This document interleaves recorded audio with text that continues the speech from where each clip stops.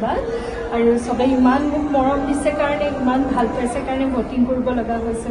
so বহুত ধন্যবাদ আৰু এবাৰ হয়তো প্ৰথম নেকি আসাম কনভেনচনত প্ৰথম আৰু কৈ দিবা অকণমান তোমাৰ থিম মোৰ থিমটো মানে মই শক্তি থিম ৰাখিছিলোঁ যোনটো মহিলাৰ শক্তি সেইটো বুজাব খুজিছিলোঁ আৰু মোৰ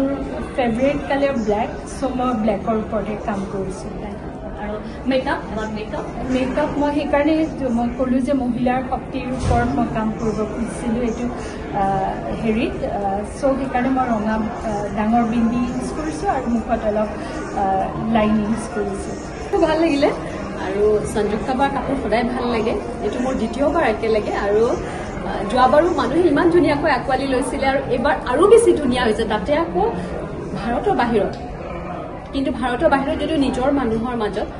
আৰু মোৰ আটাইতকৈ প্ৰিয় সাজযোৰেই হ'ল চাদৰ মেখেলা কাৰণ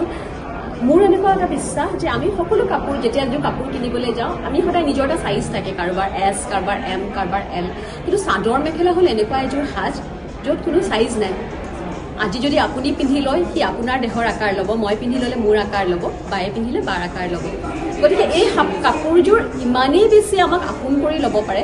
যিদৰে আমি অসমীয়া মানুহবোৰে মানুহক আপোন কৰি লওঁ বুলি সকলোৱে কয় বিশ্বই কয় যে আমি মানুহবোৰ খুব সৰল আৰু ইয়াতো ঠিক তেনেধৰণৰে এটা বিৰাট মৰমীয়াল মানুহৰ মাজলৈ আহি খুব ভাল লাগিছে ভগৱানৰ ওচৰত প্ৰাৰ্থনা কৰিছোঁ আপোনালোকৰ এই মনবোৰ নিজৰ ঠাইখনক ভাল পোৱা নিজৰ জাতিটো ভাষাটোক ভাল পোৱা এই মনবোৰ এনেকৈয়ে সদায় ধুনীয়া হৈ থাকক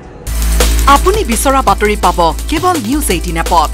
নিউজ 18 এপ ডাউনলোড কৰিবলৈ স্ক্যান কৰক এই QR কোড গুগল প্লে ষ্টৰতো পাব এই নিউজ 18 এপ